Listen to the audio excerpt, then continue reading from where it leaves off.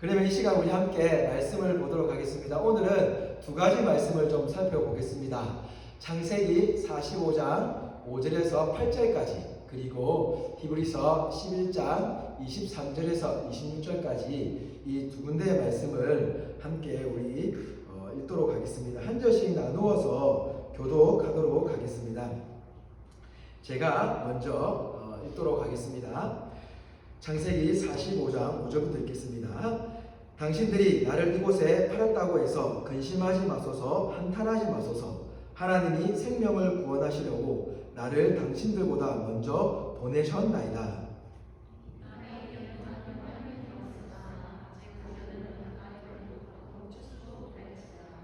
하나님이 큰 구원으로 당신들의 생명을 보존하고 당신들의 후손을 세상에 두시려고 나를 당신들보다 먼저 보내셨나니,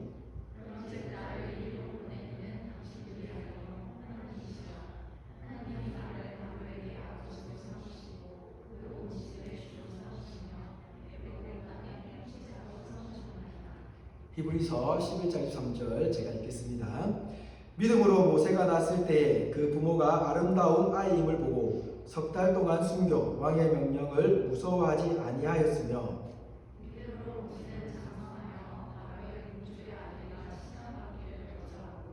도리어 하나님의 백성과 함께 고난받기를 잠시 죄악의 낙을 누리는 것보다 더 좋아하고,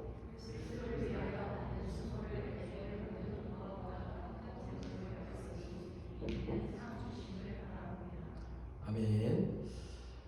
오늘 그리스도인의 삶에 대한 사색 세 번째 시간으로 오늘은 그리스도인에게 하나님의 역사란이라는 제목으로 함께 나가려고 합니다. 세 번째 시간, 그리스도인에게 하나님의 역사란이라는 제목입니다. 우리들이 하나님의 역사에 대해서 이야기를 또 들어보기도 하시고 또 하기도 하시는데, 그럼 도대체 우리들에게 있어서 하나님의 역사가 무슨 의미가 있는가? 하나님의 역사라는 것은 우리 그리스도인들이 그리스도인답게 살아가는데 어떠한 역할을 감당하고 있는지에 대해서 한번 고민을 해보고자 합니다. 여러분, 역사라고 하면 세상에서는 역사를 정의할 때 여러 가지 많은 정의들이 있습니다. 그런데 제가 생각할 때는 세상에서 말하는 역사를 정의한다라고 보면은 인간의 역사는 인류가 어떻게 발전해 왔는가에 대해서 이야기를 합니다. 그래서 역사의 중요성이라는 것은 무엇이냐면 우리 인간들이 어떻게 이 세상을 발전시켜 나왔으며 그 발전하는 그 아래에서 인간들이 어떠한 삶을 살았는지에 대해서 이야기를 합니다. 그렇다 보니 역사라는 것은 우리의 인생을 살아가면서 너무나 중요한 부분입니다. 저 역시도 그렇게 생각합니다. 저는 역사가 우리들의 삶에 있어서 굉장히 중요하다고 생각하는 사람들 중에서 한 사람입니다. 그래서 모든 사람들이 역사에 대해서 관심이 있었으면 좋겠다라고 생각을 하기도 합니다. 저는 역사에 대해서 깊이는 잘 모르지만 그럼에도 불구하고 교육을 받을 때 역사라는 과목이 빠지면 결코 안 된다라고 그렇게 저는 생각을 하는 사람입니다. 어떻게 보면 영어, 수학보다도 더 중요한 것이 그 아이의 인생을 결정하는데 역사가 아닐까라고 할 정도로 저는 역사를 중요하게 생각하는 사람입니다. 그런데 세상의 역사를 제가 연구하고 들여다보니 세상에서 말하는 역사는 결국은 뭐냐면 우리 인간이 그동안의 발전 안에서 어떠한 삶을 영위하고 있는가, 어떠한 삶을 살아가고 있는가에 초점을 맞추고 있더라는 겁니다. 그래서 이 인간의 역사는 즉 우리의 발전, 인간의 힘으로 어떻게 발전해 왔는가에 대해서 이야기를 하고 있습니다. 여러분 한번 생각해 봅시다. 여러분들은 이 역사를 생각할 때에 이 역사가 내 삶에 어떠한 영향력을 끼치고 있다고 생각하십니까? 역사라는 과목을 배웠고 그리고 역사가 있기 때문에 지금 현재가 있다는 것 다 압니다. 그리고 어느 순간에는 우리가 살았던 이 시대가 또한 역사가 되어서 다음 세대에게 또한 전가가 될 것입니다. 그러면 이 역사라는 것이 과거의 시대가 현 시대를 만들어가고 현 시대가 미래가 되어서 미래의 시대에는 이 현 시대가 과거가 되어서 그들을 또한 만들어가듯이 이 역사라는 것이 그럼 과연 나에게 어떠한 영향을 미쳤는가라는 것을 생각해 본다면 지금 내가 생활하고 있는, 단순히 생각해 보면 지금 내가 생활하고 있는 이 편리한 세상이 바로 역사의 결과물이라고 저는 그렇게 이야기하고 싶습니다. 물론 학자들로 따진다면 또는 더 깊게 얘기한다면 이 이유는 턱없이 부족하죠. 하지만 우리가 실제 살아가고 있음에, 내가 정말 하루하루를 살아가고 있음에, 내가 살아가고 있는 그 직장에서, 내가 살아가고 있는 그 가족 안에서, 그 가정 안에서, 내가 만나고 있는 친구들과의 그 공동체 안에서 역사가 나에게 끼치는 영향력은 결국은 이 세상의 발전이 나에게 주는 영향력이죠. 그렇다 보니 제가 재밌는 버라이어티 쇼 프로그램을 볼 때 놀랐던 것이 무엇이냐면, 어떠한 연예인이 나와서 라떼는 마리아, 한국에서는 라떼는 마리아가 유행이지 않습니까?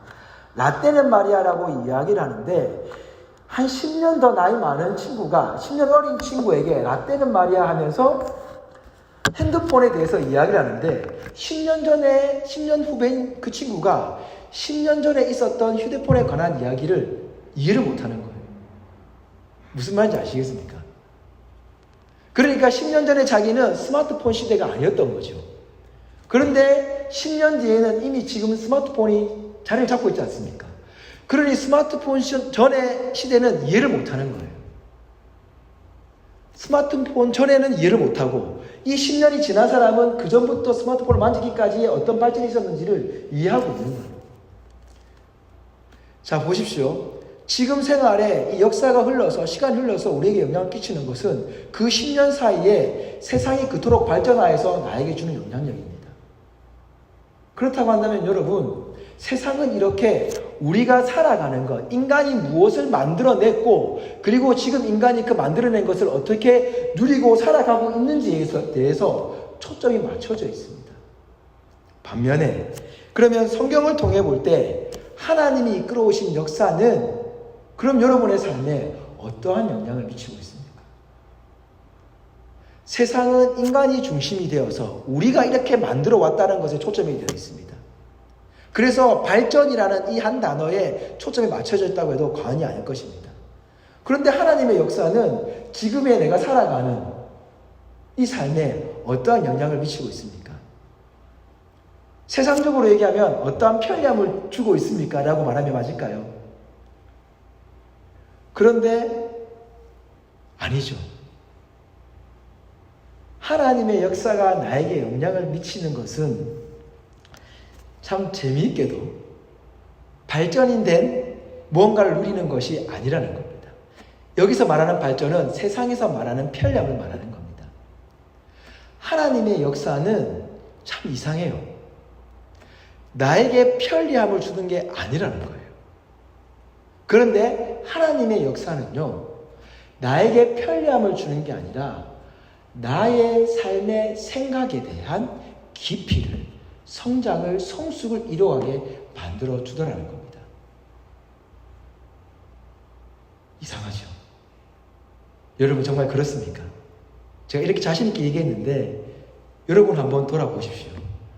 하나님의 역사, 그럼 도대체 하나님의 역사가 무엇인데 나에게 깊이를, 그리고 나에게 성장을, 성숙을 만들어 주었을까?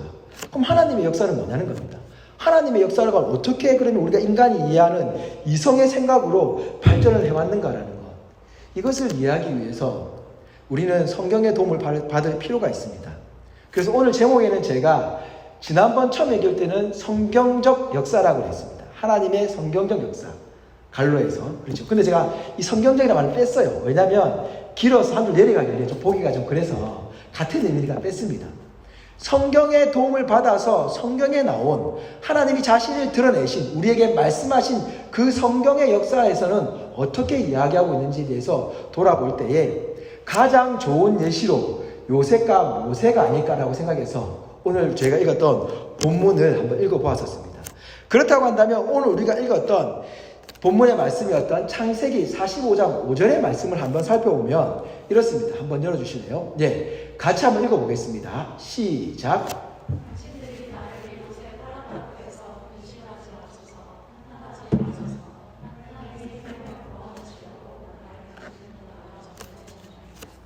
네. 오늘 보시면 이 요셉이라는 사람이 이렇게 이야기합니다. 형들을 만났을 때 장면이죠. 당신이 나를 이곳에 팔았다고 해서 근심하지 말라고 합니다. 한탄하지 말라고 합니다. 왜 이 말 하는지 다 알고 계시죠? 왜? 요셉은 국무총리가 되어 있고 형들은 이 이집트에 와서 애굽에 와서 어떻게 합니까? 자신들이 먹고 살기 위해서 음식을 사러 왔지 않습니까? 그런데 누구를 만났습니까? 자신들이 팔아버렸던, 자신들이 죽이려고 하다가 차마 죽이지 못하고 팔아버렸던 그 요셉을 만난 거예요. 근데 그 요셉은 인간적으로 생각할 때 인생이 역전되어서 국무총리가 되어 있는 거예요. 한 나라의 2인자가 되어 있는 거예요. 기가 찰 노릇 아닙니까? 자신들이 팔아버렸는데, 그럼 어떻습니까? 인간적으로 생각할 때, 복수를 당한다 라고 생각했겠지요. 그런 이런 얘기를 한 겁니다. 그런데 그런 생각을 깨뚫고 있던 요셉이 한 말입니다. 그런 생각 하지 말라는 거예요. 왜냐하면은 하나님이 생명을 구원하시려고 나를 당신들보다 먼저 보내셨나이다 라고 이야기하고 있습니다. 자, 보세요. 그러면 지금 하나님이란 말이 나오고 있습니다. 하나님이 어떻게 해요? 구원하시기 위해서 누구를요? 생명을요. 하나님이 생명을, 즉 하나님의 백성을 구원하시기 위해서 나를 먼저 보냈다라고 이야기를 하고 있습니다. 요셉이 이렇게 보면은 우리가 잘 알다시피 요셉이라는 건요, 제가 어릴 때 그랬습니다. 요셉과 같은 꿈을 가진 아이가 되겠다라는 얘기 참 많이 들었습니다. 그 결과는 뭡니까? 요셉과 같이 국무총리가 되게 잘하는 거죠. 즉 뭔가 한가닥 하는, 세상에서 뭔가 한가닥 할 수 있는, 영향력을 끼칠 수 있는 아이로 자라나, 즉 아이들이 꿈을 가져야 되는데 요셉과 같은 꿈을 가져야 된다는 건 뭡니까?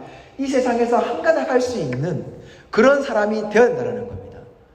그런데 요셉은 지금 뭘 얘기하고 있냐면 나와 같은 한가닥 해야 되는 사람이 되어야 된다고 말하고 있는 게 아니고요, 하나님에 대해서 이야기하고 있습니다. 자신이 국무총리가 된 이유는 뭐냐면 이집트의 2인자가 되었지만 실제적인 1인자잖아요. 실세잖아요. 이 실세가 된 이유는 하나님이 이렇게 되도록 만들어 주셨는데 그 이유가 뭐냐면 구원이라는 이 단어에 있습니다. 그러면 하나님의 역사는 어디 있습니까? 구원에 있다라는 거죠. 그런데 이 구원에 있는데 이 구원을 이루시기 위해서 한 사람을 어떻게 사용하시느냐? 바로 형제들을 용서할 수 있는 사람으로 만들어 놓았고, 형제들을 용서할 뿐만 아니라 그 이상으로 많은 사람들에게 좋은 영향력을 끼칠 수 있는 사람으로 만들어 놓았다는 겁니다. 우리가 5절 한 절만 읽었지만 그 다음에 뭐가 나오냐면요, 이렇게 나옵니다. 45장 6절에 보면 이 땅에 2년 동안 흉년이 들었으나 아직 5년은 밭갈이도 못하고 추수도 못할지라. 흉년이 7년 동안 이어지는 걸 말하는 거죠. 있는 거죠. 그런데 여기서 요셉이 형들에게 이 말을 하고 전혀 맞지 않는 이야기를 지금 하고 있는 거예요. 그렇지 않습니까? 야, 너희들 걱정하지 마. 형들 걱정하지 마. 난 너희들 죽일 생각 없어. 복수할 생각 없어. 그러면서 이야기를 하고 있어요, 지금. 전혀 이치에 맞잖아요. 그러면서 뭘 얘기하냐면 하나님이 또다 얘기합니다. 큰 구원으로 당신들의 생명을 보존하시고 당신들의 후손을 세상에 두시려고 나를 당신들보다 먼저 보냈다라고 똑같은 얘기를 또 합니다. 그럼 여러분 보십시오. 구원을 하기 위해서 나를 먼저 보냈는데 흉년이랑 무슨 상관이 있습니까? 그런데 뒤에 45장 8절에 그런즉 나를 이리로 보낸 이는 당신들이 아니요 하나님이시라. 이 말은 무슨 말인지 아시죠? 형들이 나를 팔았는데 그 일을 잘했다라는 게 아닙니다. 오해하시면 안 됩니다. 그 일은 잘못된 일 맞습니다. 그런데 하나님이 그런 복수심에 불탈 수 있는 나를 변화시켜 놓았다는 말입니다. 이것은 요셉이 자신의 인생의 역사를 돌아보니 내가 왜 이렇게 살아왔고 내가 왜 이렇게 사람이 되었는지를 알아서 깨달았다는 겁니다. 그 깨달음을 이야기하고 있습니다. 그래서 당신들이 아니오 하나님이시라라고 이야기를 하고 있습니다. 그러면서 하나님이 나를 바로에게 아버지로 삼으시고 그 온 집의 주로 삼으시며 애굽의 온 땅의 통치자로 삼으셨나이다. 여러분, 그 당시에 애굽의 통치자로 삼았다라는 것은 그 나라에만 영향력이 있는 게 아니라 그 당시에서 생각해 보면 전 세계에 영향력이 있다라는 거예요. 그들의 기준이 짧잖아요. 그들의 세계가 좁잖아요. 21세기처럼 지금 지구의 온 세계를 그릴 수 있는 세계가 아닙니다. 시야가 좁은 세계예요. 그 좁은 세계관 속에서 지금 온 땅의 통치라는 것은 이집트가 가지고 있는 영향력이 굉장히 크다라는 겁니다. 그 큰 곳을 다 영향력을 끼칠 수 있는데, 자, 가뭄을 이야기했던 얘기 뭡니까? 이 가뭄을 통해서 이집트가 그 가뭄에 힘들어하는 나라에 영향을 끼칠 수 있다는 거예요. 그래서 요셉 한 사람을 통해서 어떻게 됩니까? 그 주변에 있는 연관된 국가들이 다 혜택을 받게 되죠. 여러분, 여기에서 우리는 하나님의 역사를 발견할 수 있습니다. 요셉이라는 한 사람이 하나님께서 자신의 이끌어온 인생길을 돌아보게 만드시고 내가 왜 이 자리에 서게 됐는지를 깨닫게 되니까요.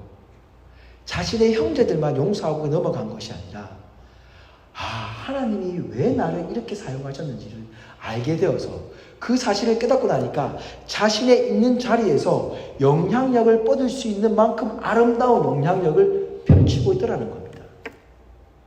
그런데 요셉이라는 사람은 어떤 사람인 줄 아세요, 여러분? 재밌게도 요셉이라는 사람은요, 자신이 어떤 사람이었냐면 형제들에게 미움을 받던 사람이었어요. 왜 미움받았냐면은 형제들의 일을 아버지에게 고자질했기 때문에. 그래서 요셉을 이야기할 때 창세기에서는 뭐라고 이야기하냐면은 요셉이 그 형들의 일을 아버지에게 일렀다고 얘기해요. 그래서 형들이 그를 미워했다고 이야기를 합니다. 37장에 가보면 요셉이 아버지에게 그 일을 얘기해서 형들이 미움을 하는데 더 미운 게 뭐냐면 아버지의 사랑을 근데 독차지를 해요. 왜? 자신이 사랑했던 라헬의 아들이었기 때문에. 늦게 나온 늑둥이어서. 그래서 또 미워요. 그러니까 형제들의 일을 고자질해서도 믿고 아버지에게 더 사랑받는 것도 믿고, 그런데 아버지가 채세고 좋은 옷까지 입혀주니까 더 미워요. 그런데 자신의 꿈 얘기까지 해서 형제들이 더 미웠다고 했습니다. 요셉은요, 미움에서 더 큰 미움을 받는 사람이 요셉이었어요. 단순한 미움이 아니에요, 여러분. 그러니 미움 하나로 형제를 하나로 되게 만든 사람이 이 요셉이에요, 여러분. 대단하지 않습니까? 같은 식구에게 미움을 받아서 팔려나간 사람이에요. 배다른 형제, 이복 형제잖아요. 그 11형제들 사이를 하나로 만들어준 게 요셉 때문이었다니까요. 왜? 화나게 만들어서. 그런 인간이 요셉이었어요, 여러분. 그런데 우리 아들이 요셉과 같은 아이가 되게 하여 주시옵소서라고 하면 맞는 얘기입니까, 여러분? 우리는 요셉과 같이 세상에 영향을 끼칠 수 있는 그 결과만 보고 말하는 것이 아니라요, 요셉의 인생의 역사를 돌아볼 때에 하나님이 그와 함께 하시니까 11명이 한 가족이 힘을 모아서 11명 형제가 힘을 모아서 하나가 되어 요셉을 팔아버렸던 그런 아이가요, 하나님을 통해 만나면서요, 보디발의 집에서 보디발의 아내의 유혹을 단순히 그 유혹을 뿌리쳤던 걸만 생각하면 안 되고요, 여러분. 그가 왜 뿌리칠 수 있었던가를 생각해야 됩니다. 형통하심이 왜 왔는가를 우리는 이해를 해야 됩니다. 요셉의 삶이 형통했다고 한다면 여러분, 지금 이 시대에도요, 험한 일 하면 힘들어요. 그렇지 않습니까? 직장에서 아무리 자유로움이 있다고 하더라도 상사와 부하 직원은 힘들어요. 그럴 수밖에 없습니다, 여러분. 아무리 세상이 달라졌다고 하더라도 사장님이 겪는 힘듦이 있고 그 아래에서 함께 일하고 있는 부하 직원이 겪는 어려움이 있어요.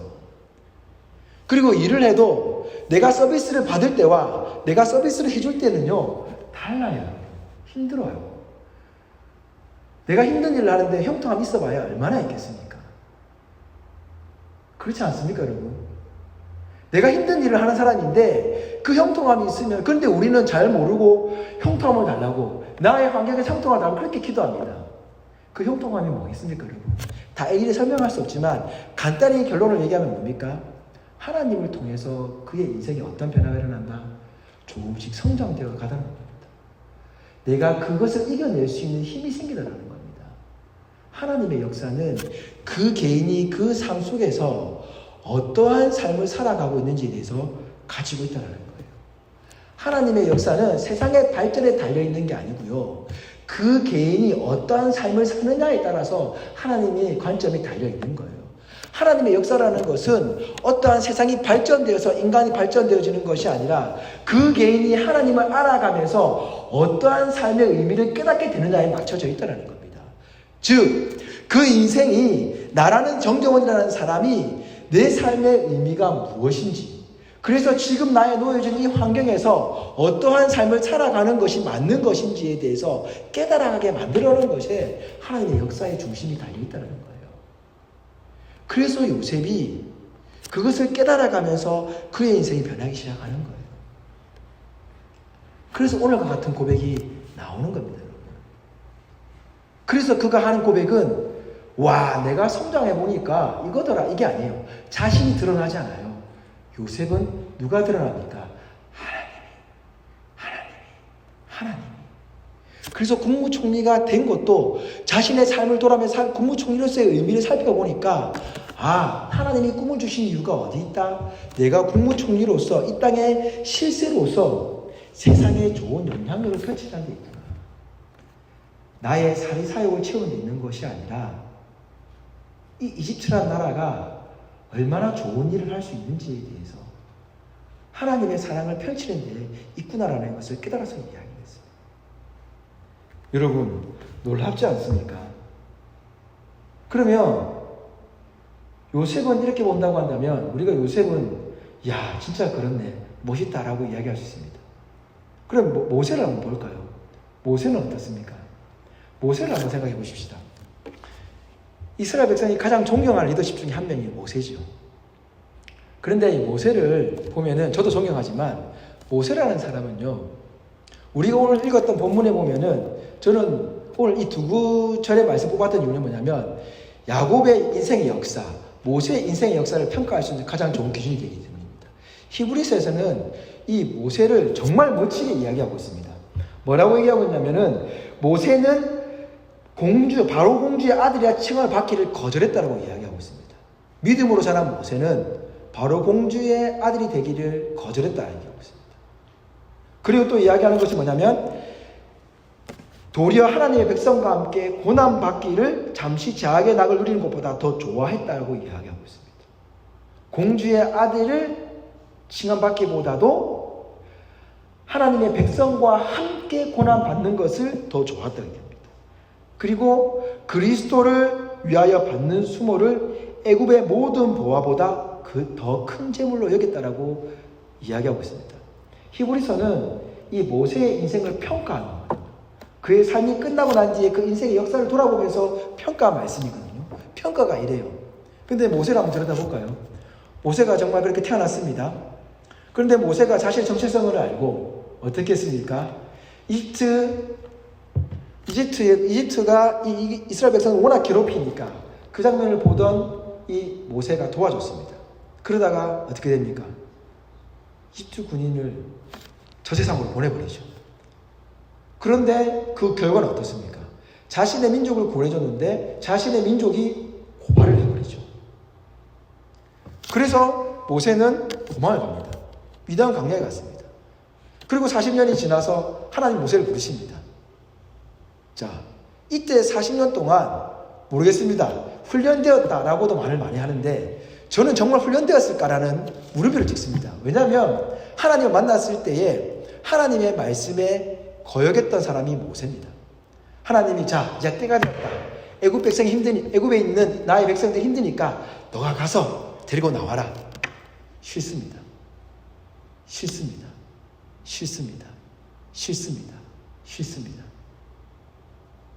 그런데 모세의 질문이 기가 막힙니다. 뭔지 아십니까? 내가 하나님을 뭐라고 이야기해야 됩니까? 여러분, 40년 동안 잘 훈련받은 사람이었으면 내가 하나님을 누구라고 얘기해야 됩니까? 라는 질문을 할 수 있겠습니까, 여러분?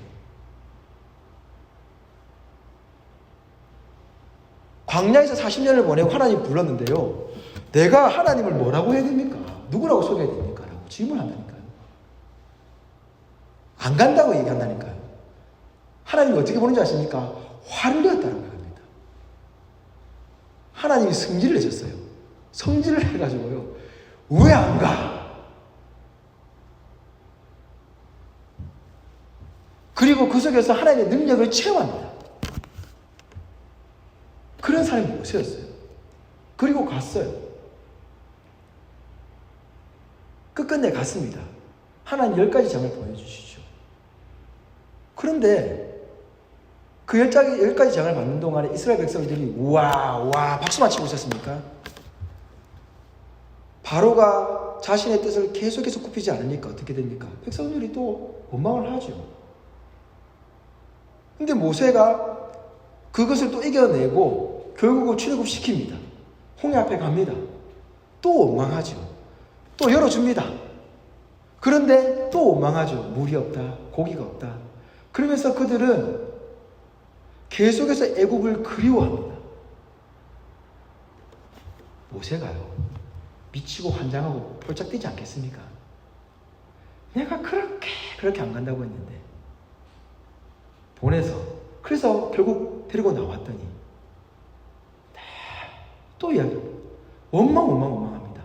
그런데 여러분, 출애굽기 32장에 가면 모세가 이런 고백을 합니다. 같이 한번 읽어볼까요? 30절에 32절 말씀인데 같이 읽겠습니다. 시작. 이튿날 모세가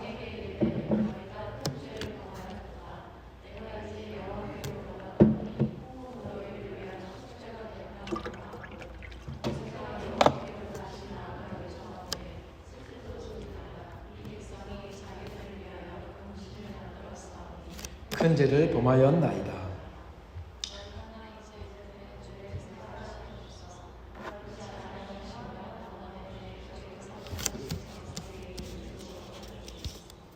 여러분, 그렇게 안 가겠다라고 도대체 하나님 누구라고 소개해야 됩니까? 라고 뭐라고 소개해야 됩니까? 라고 했던 모세가 시간이 지나면서 어떻게 되었습니까? 그렇게 원망하고 있던 그 백성들을 위해서 어떻게 합니까? 차라리 저를 죽여주십시오. 이 장면이 뭐냐면 그들이 모세가 하나님 만나고 있는 동안에, 대면하고 있는 사이에, 식견을 받고 있는 사이였죠. 송아지를 만들어가지고 범죄를 저질렀지 않습니까? 그래서 하나님이 싹 쓸어버리겠다고 합니다. 야, 너만 놔두고 다 죽여버릴 거예요. 그때 나온 고백입니다. 자신을 죽이는 한이더라도 이 백성을 살려달라고 합니다. 너무 멋있지 않습니까, 여러분? 너무 멋있지 않습니까? 근데 여러분, 그냥 여기서 모세가 이런 리더십이다, 이런 걸 배워야 돼 라고 해서 그치면 안 됩니다, 여러분. 모세가요, 이런 고백까지 할 수 있었던 거는 왜인 줄 아십니까? 그가 하나님을 알았기 때문입니다. 하나님을 누구로 소개해야 될지도 모르는 그가 하나님에 대해서 알고 나니까, 알아가고 있으니까 나왔던 고백이요, 와, 하나님, 제가요, 알겠습니다. 내가 하나님을 만나고 하나님 뜻이 무엇인 줄 알겠습니다. 하나님이 진짜 지금 정말 화가 나서 지금 이렇게 하시는 게 아니라는 걸 제가 알겠습니다. 하나님, 제가 어떻게 변했는지를 깨닫게 해주시는군요. 저는 그렇게 바라봅니다. 정말 하나님이, 하나님의 백성이 미워서 그 행동이 너무나도 싫어서 정말 죽이고 싶은 마음에 정말 그 말을 뱉었을까? 그랬다고 한다면 여러분 보십시오. 모세가요, 다음 장 한번 넘겨주실래요? 신명기 34장에 가면요, 어떻게 되냐면요, 하나님이 이렇게 얘기합니다. 제가 읽어드리겠습니다. 여호와께서 그에게 이르시되 내가 아브라함과 이삭과 야곱에게 명사하여 그의 후손에게 주리라 한 땅이라. 내가 내 눈으로 보게 하였거니와 너는 그리로 건너가지 못하리라 하시니. 그러면서 5절에 이에 여호와의 종 모세가 여호와의 말씀대로 모압 땅에서 죽어. 보십시오. 정말 하나님이 그 땅에서 그 이스라엘 백성들을 그 자리에서 그때 모세 얘기할 때 그 말이 정말 화가 나서 죽이겠다라는 말이 정말 진심이었다고 한다면 하나님이 자신의 뜻을 꺾겠습니까? 여러분, 하나님은요, 자신의 뜻을 꺾는 분이 아니십니다. 왜? 완벽하신 분이니까. 유일하신 신이니까. 그런데 모세가 그들과 함께 광야에서 죽게 만들어 버리십니다. 예수님도 모세를 이 땅에 가장 온유한 자라고 이야기했습니다. 그가 정말 한 번에, 물론 성경에는 그가 거룩한 뜻을 따르지 못했다라고 이야기합니다. 그런데 모세가 이때 이렇게 죽게 된 것에 대해서 우리가 생각해 본다고 한다면 이 32장의 말씀이, 출애굽 32장의 말씀이 정말 하나님이 그들을 쓸어버리기 위해서 하신 말씀이 아니었고, 모세가 하나님을 만나서 내가 이렇게 변한 사람이 되었군요라는 고백을 만들어졌다라는 거죠. 그러면서 그가 이제 하나님 보실 때에는 그 이스라엘 백성들이 더는 이제 가나안 땅에 들어갈 수 없는 지경에 이르러서 그 광야 땅에서 죽게 될 수밖에 없었지만, 그 죽음의 길에서 그들이 믿고 따랐던 그 모세를 함께 그들과 함께 매장시키시면서 모세의 생을 마감하게 하셨습니다. 너무나 인간적으로 볼 때 억울하지 않습니까? 내가 가고 싶다 해서 간 것도 아닌데. 반대로 이것을 우리 삶에 적용시키면 내가 믿고 싶다고 믿은 것도 아닌데라고 할 수 있죠. 왜 엄마 아빠는 교회를 다녀서, 왜 내 친구는 나를 존경해서, 왜 내가 어려웠던 순간에 하나님을 찾았을까? 라고 고백할 수 있는 것 아닙니까? 그런데 모세는 그렇게 허무하게 광야에서 죽습니다. 그런데 히브리서 기자의 결론은, 그의 인생을, 그의 역사를 돌아보면서 결론은 무엇입니까? 모세가 이렇게 허무하게 보이는 죽음을 맞이하면서 그가 가졌던 것은 이것을 더 기쁘게 여겼다라고 나오고 있습니다. 이게 여러분 하나님의 역사입니다. 이게 우리 삶에 적용되면 뭐냐면, 내가 지금 살아가면서, 내가 지금 있는 삶의 현장에서 내가 그리스도인이기 때문에 이렇게 해야 되라는 광막관념을 벗어나서 내가 하나님 믿고 있다 보니까 이러한 삶으로 변화되고 있더라는 겁니다. 요셉이 그 자리에 가서 고백했지 않습니까? 모세가 지금 고백하고 있지 않습니까? 나의 생명책에서 치워달라고. 이들을 위해서 내가 차라리 죽겠다는 거예요. 여러분, 이것은요, 우리가 이렇게 살아야 됩니다라는 강요라는 설교를 들어서가 아닙니다. 하나님이 단 한 번도요, 모세를 부르신 뒤에 모세야 너 이렇게 해야 되라고 말한 적 없습니다. 그렇지 않습니까? 하나님이 인도하신 그 삶을 그대로 따라왔습니다.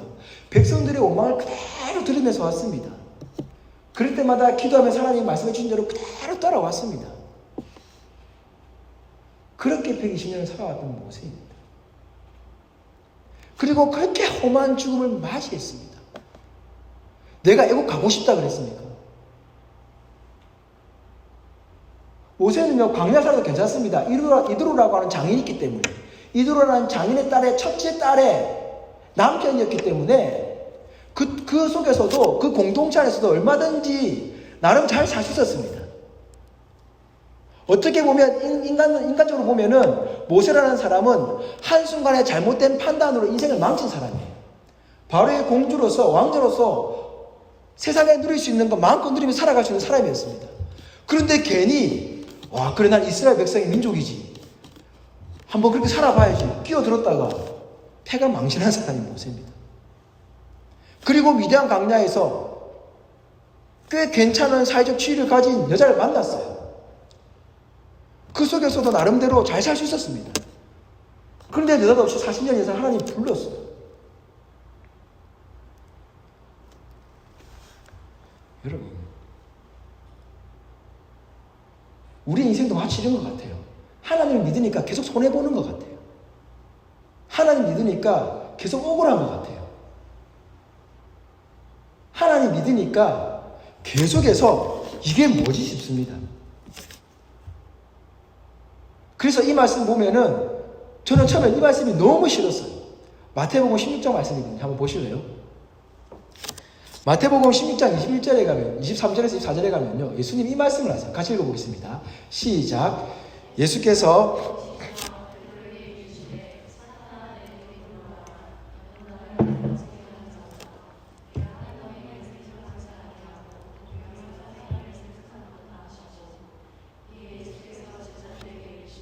누구든지 나를 따라오려거든 자기를 부인하고 자기 십자가를 지고 나를 따를 것이니라. 잠깐만 그대로 좀 고정해 주세요. 잠시만요. 이 부분이요, 예수님께서 처음 자신의 죽음과 부활에 대해서 이럴 때 하신 말씀이에요. 자, 우리는 이 말씀을 볼 때 자기 십자가를 지고 나를 따를 것이다. 나를 부인하고 자기를 부인하고 이 말씀이 초점이 되어 있습니다. 그런데 이 말씀을 하셨던 이유가 있어요, 여러분. 단순히 예수님이 야 이게 정답인 삶이야라고 나왔던 것이 아니고요.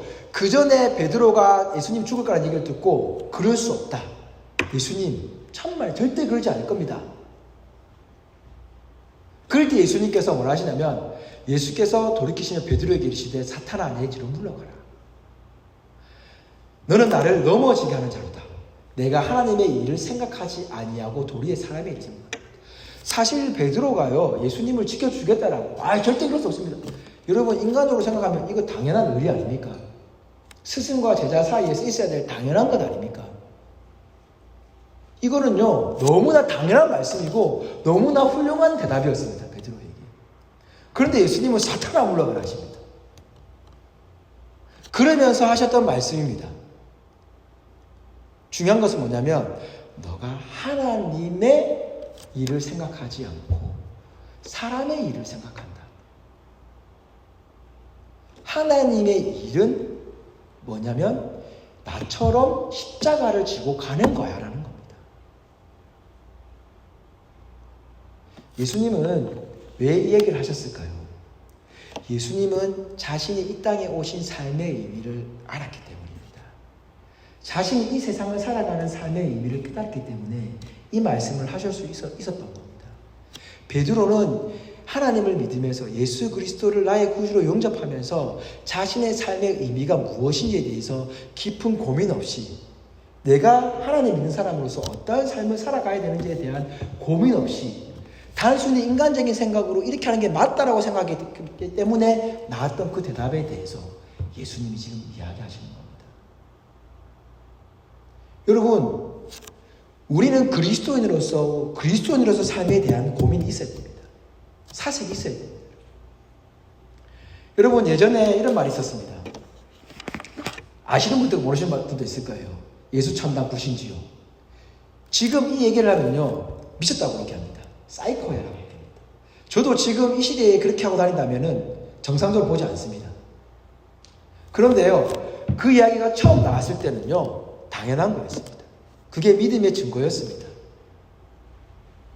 제가 왜 얘기를 하냐면 그때 복음이 들어와서 복음을 알 때에 우리의 수준이 그만큼이었기 때문입니다. 자신의 삶의 의미를 깨달으니까 예수님 믿고 따라야 되는데 예수님 믿는 삶이 어떤 삶인지 그때 알고 있는 하나님이 알아야 되는 지식은 하나님을 믿으면 천국 간다라는 거였습니다.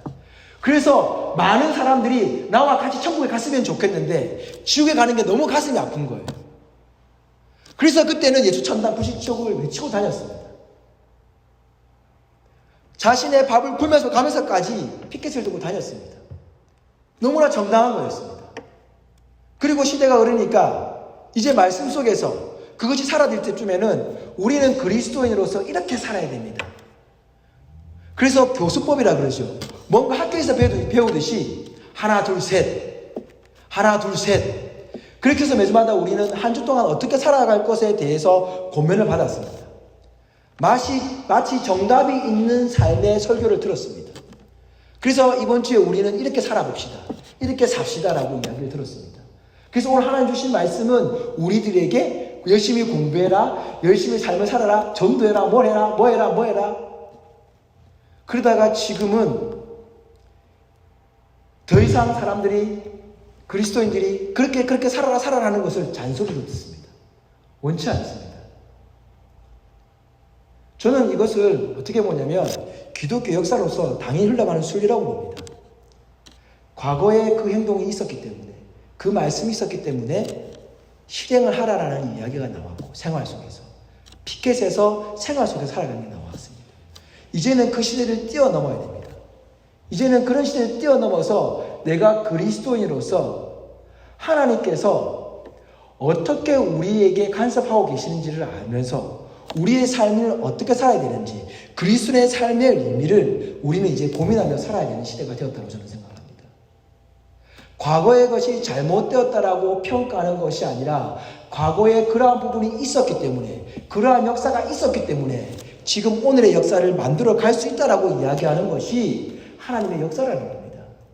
요셉이 과거에 그렇게 미움받아서 미움으로 형제를 하나게 만드는 그런 놀라운 힘이 있었던 것처럼, 그러다가 이제는 그 형제들이 벌벌 떨고 있을 때에 그가 내가 용서해 줄 수 있는 아랑이 되었다라고 말하는 것이 아니라 하나님이 이렇게 나를 변화시켰다라고 이야기할 수 있는 그 역사로 흘러왔듯이, 우리 그리스도인들이 가지고 있는 과거 역사를 잘못됐다라고, 예전에는 무식해서 그랬다라고 이야기하는 것이 아니라, 우리가 지금 평가하고 있는 그 무식하다고 말했던 그 시대의 역사가 있었기 때문에 지금 오늘날 우리가 있다라는 거.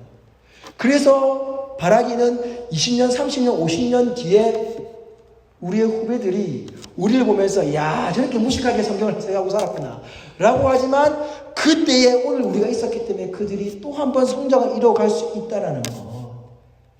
모세가 자신이 하나님 인사를 잃은 거구나라고 해서 이집트 군인을 죽였을 때에 배신을 당하지 않습니까? 인간적으로 배신이죠. 그래서 미디안 광야에서 40년을 보냈을 때에 훈련된 줄 알았더니 어떻다고요?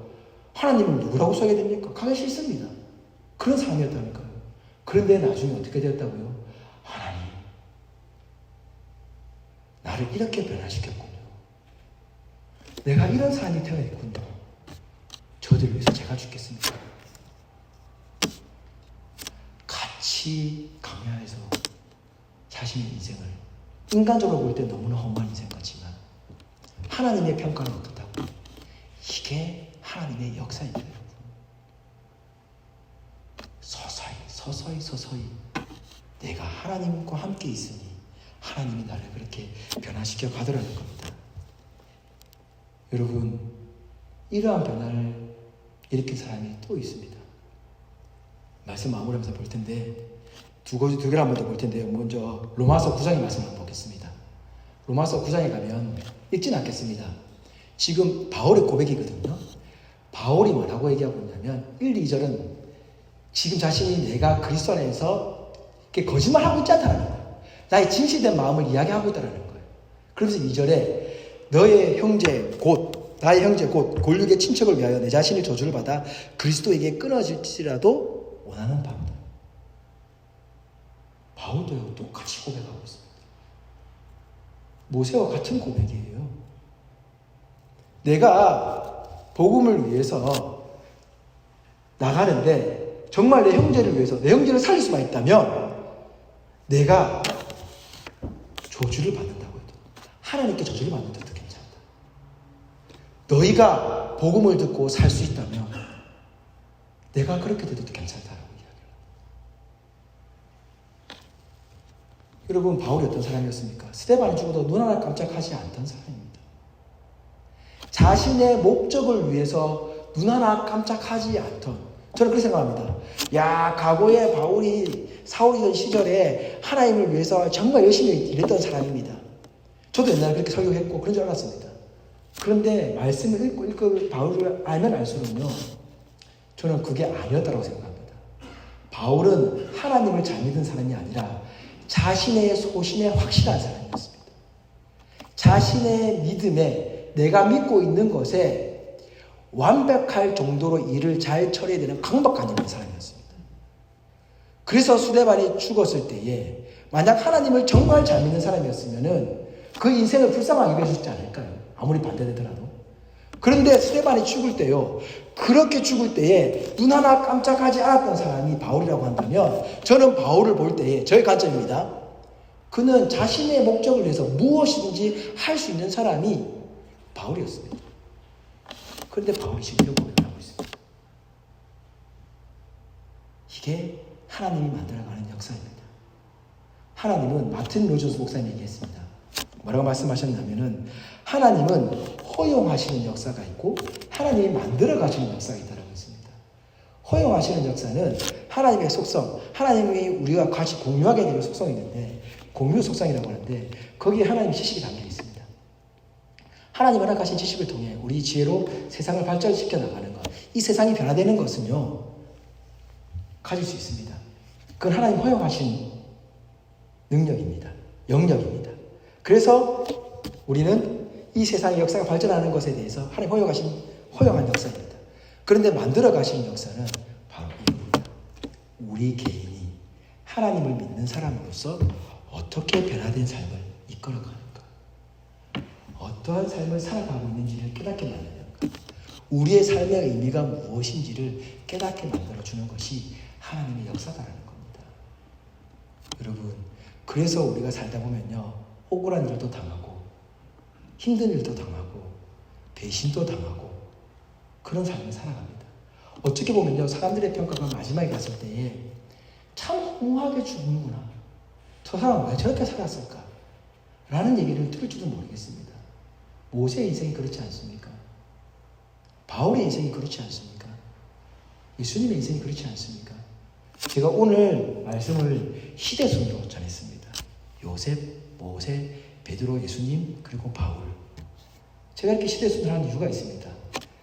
역사적으로 그들을 살펴봐도 무엇입니까? 그들의 인생은 처음부터 발전되었던 것이 아니라 그의 인생이 오랜 시간 동안 빚어지면서 만들어져 갔다라는 거예요. 이게 하나님의 역사예요. 하나님의 역사는 우리가 말하는 그 편리성이 있는 게 아니고요, 내 삶의 의미가 무엇인지, 내 삶의 가치가 어디에 있어야 되는지에 대해서 중심이 있다는 거 잊지 않았으면 좋겠습니다. 말씀 마무리하겠습니다. 예전에 김진 목사님과 식사하는 자리에서 이런 얘기를 한 적이 있습니다. 제가 이런 얘기 했습니다. 신학을 했기 때문에 진정한 삶의 의미를 깨달을 수 있었다라는 이야기를 했습니다. 내가 목사가 돼서 참 감사한 게 있는데, 그게 신학 공부한 것이 내 삶의 의미를 깨닫게 해주었다. 그래서 진정한 삶의 의미가 무엇인지 알기 때문에 내가 지금 이러한 삶을 살고 있다는 것에 대해서 후회함이 없다라고 얘기했습니다. 김진 목사도 똑같이 맞다라고 공감하면서 본인도 신학에 그렇게 공부한 것에 대해서 크게 공감하였습니다. 자, 여러분, 그러면 제가 여기서 이렇게 이야기하고, 단순히 지금 깨달았다는 것이 지금 다 완벽하게 깨달아서 살고 있다는 게 아닙니다, 여러분. 깨달아가고 있는 중이다라는 것을 의미하고, 김유희 목사님도 그것을 이해하고 대답을 한 겁니다. 우리는요, 20대에 깨달아서 삶의 의미가 나가는 게 있고요, 30대에 깨달아서 나가는 게 있고요, 40이 되어서 나가는 게 있고요, 50이 되어서 나가는 게 있습니다. 누가 그러더군요. 자기 나이에 맞는 깨달음을 가진 사람은 없다.